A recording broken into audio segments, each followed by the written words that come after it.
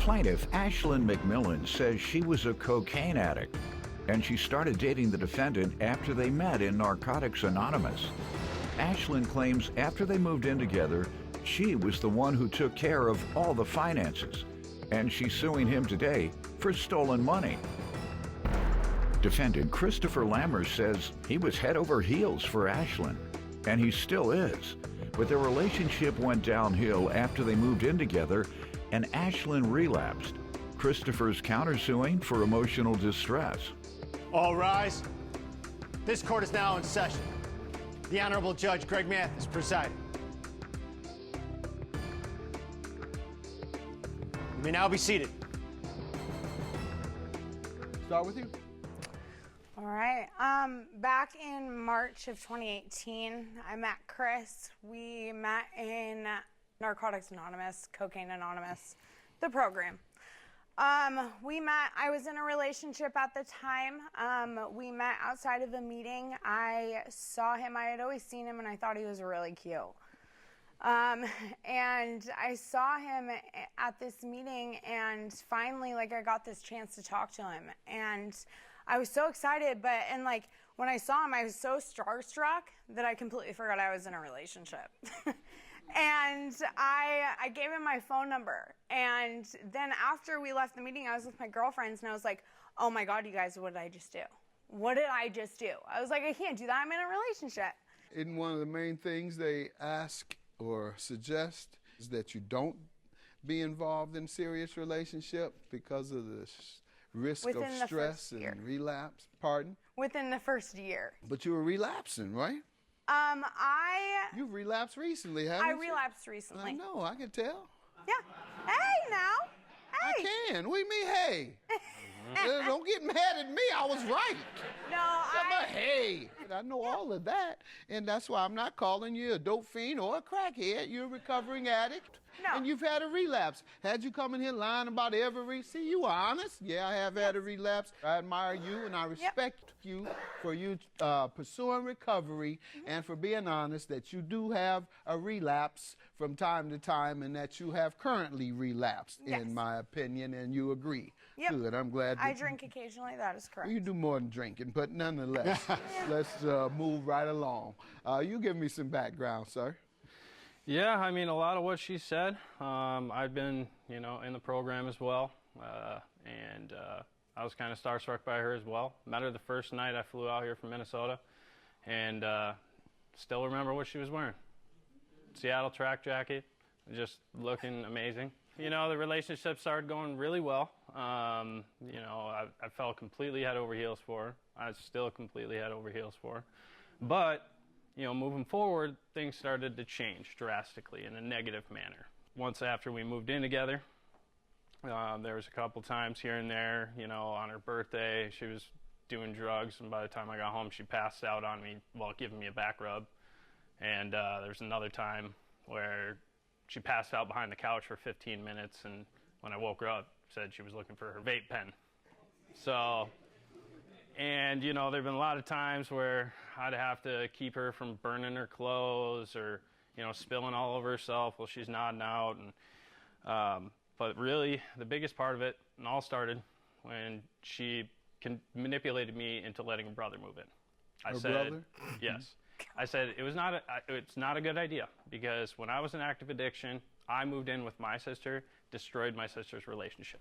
So I already because of your addiction. Because of the addiction, and I said it's going to be the same thing. I'm playing the tape through. It's going to be the same situation, and that is what happened. It was the same situation. I had to become a father figure for somebody who doesn't know how to take care of himself. Mm-hmm. Why didn't he know how to take care of himself? Well, their mother babied him a lot. He didn't have to do anything. So, I was trying to help him move forward. But, I'm trying to... Tell me how it caused friction with the two of you, with you and your Well, girlfriend. because we were about to get married and spend the rest of our lives together. Give me some examples of the friction, though. I mean... Oh, the friction? Yeah. You wouldn't come home and work, clean the house? When I'd wake up in the morning, he'd be on the couch. When I'd come home at night, he'd be on the couch. He was on the couch all day, every day, doing nothing to better himself. Was he contributing to the finances Not of at the all. household? How long did he stay with you? He was with us for 3 months, I believe. That's incorrect. All right. 2. You tell me about you all's relationship. Okay. It went pretty good. Chris was the kind of person that showed absolutely no emotion. It was very unattractive, actually, because, like, in situations where he would find me nodding out or in ways, which I'm not lying, like, yes, I have nodded out. I have done those things. He has pictures of it, you know, I know, ma'am, you're doing heroin. You're doing heroin now. No, ma'am. I'm not. Go ahead. What are you talking about? What? Go ahead, ma'am. Okay. Anyways, What? What are you saying? Get him out of here. He's a dope fiend himself. Get that dope fiend out of here. Get him out of here. His eyes all black. Ain't slept in 3-5 days, or he slept too much. Go ahead. he never contributed to the savings. He would, I was the one that took care of the finances, and I got sick of it. I was. It was emotionally draining. It was physically draining. And it got to the point where... He wasn't working? No, he was. But... Then how was it that you had to take care of all the finances? What she's saying is incorrect. Anyways, so... Why did you have to take care of all of it if he was working as well? No, he was. He would put $600 into the account, which we agreed that he gets paid a lot more than that. That was not enough to cover his bills. We went through the finances. We agreed how much we would put into the savings. Did you all keep that agreement? No. Okay, he didn't put his share in? No, he did not. He put $600 in, and it was agreed the agreed that share was how much? About $800. All right, he 8 to only put 900. 6. Got it. Yes. 8 to 900. Yes. All right. No wonder he's confused. You went from 6 to 8 to 900. Yeah, everything is incorrect. I wouldn't know how much to give you either. I just go with the lowest. Go ahead. Go ahead. All right, ma'am. And you want to get around to your brother, defending your brother? He says that was one of the big complications. So, you say it was him not paying his share. He says it was your brother causing problems there. Go ahead. So my brother did financially help us. He would know if he looked at the bank account every once in a while, which he didn't until the end of the relationship. My aunt would pay me $300 every month to help out for my brother. And my brother, when I would come home, yes, he did sleep on the couch. Him and I had talked to him. We said, you know, can you please sleep in your bedroom? Once we talked to him about something, he would change. Did he work? He would try to change Did he work? that. No, he... Over the course of 3 months, he never had a job? Nope. He was not there for 3 months. How long was he there? He was there for a month and a half. Never had a job? No. Was he looking for jobs? He was he looking for jobs? Yes, he was. When he came over from Idaho, my aunt and I agreed that we would get his Suboxone doctor and we would get his mental health doctor. Your brother. Correct. He was on here around too. Yeah. Just like I suggested. He didn't tell me. Just like I called him one. Right. He's a dope fiend. He's currently not right. using, The way he acted, he's a dope fiend. You're a recovering addict. Thank you for your respect today. Thank you for your honesty. Your brother blurting out in my courtroom with his eyes all blacked around. That's why I said he's a dope fiend too, and thank you for confirming. All right, not 2. He is a dope fiend. You are a recovering addict. So don't come in my courtroom with them dopish ways no more. All right. And so that's what you say the problem was. He says it was the brother. Now tell me about the stolen money you're suing him for. I got into an accident in his car. I called AAA. I had to pay $175 to get AAA. So basically, I got home. He was upset that I got into an accident, and he said, I'm glad you're okay, but then he blew up on me. He left for the night. He came back the next day when I was supposed to be at work. He came back at 10:30 in the morning to come and empty my apartment without me knowing. And if I wasn't there, I wouldn't have known. I said, okay, so what were you going to do? Just empty the apartment and not tell me anything? He said, no, I was going to text you later. Really? When I'm at work, you're going to come and take everything from me. And then come to find out later that night, my mom said, check your bank account. She said, check your bank account because I bet you he took that money. And I said, no, that's not Chris. Even though him and I are in a fight, that's not Chris. And no joke, I went and looked at that bank account. He called and raised the limit.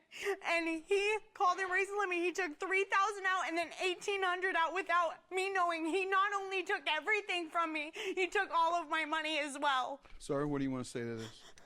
Well, actually, I was leaving her everything. And the reason I took the money out of the account is because I figured she was using it to buy drugs because there was just way too many discrepancies on the financial transactions. When I left the house, I went over to my friend's house, and he said, have you ever checked your bank accounts? I'm the only one putting money into the checking account, which reflects only my $650 every 2 weeks I was putting in there, $1,300 a month. And so I'm seeing her not putting anything into our checking. Why do you think I made all the transfers? Yeah, pay my bills. So she was hiding all of this, my savings money, in her own bank accounts. How long did you all live together at that point? Almost a year. Yeah. Almost a year, en route to marriage, joint account. All right. $1,500 for emotional distress. How does she owe you that? I have to do a multitude of different therapy sessions, psychiatrist You were sessions. going before. Yeah, but I have to go 10 More. times You have to go now. more often. Yeah, I right. need to, but I can't afford it. All right. Ma'am. And then I've had to be missing work because of all this, and it's been an ultimate nightmare for me. And this just breaks my heart because I absolutely love this girl. Unfortunately, courts can't give judgments for broken hearts. Otherwise, every woman in America would get a judgment. Yep. So, ma'am, I'm going to conclude that that joint account is just that. And you all were living together en route to marriage, and you all joined accounts, you all lived together, you all split everything together, and therefore this debt is going to be together.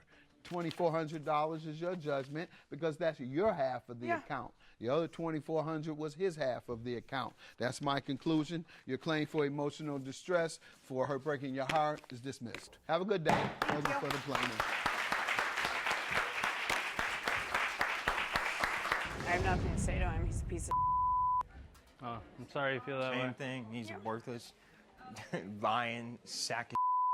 Well, I never lied about anything. I love you and to about death. how I You smell love me. like You and love how me. you Stop. how Please you go. treated me the whole time we You- lived together.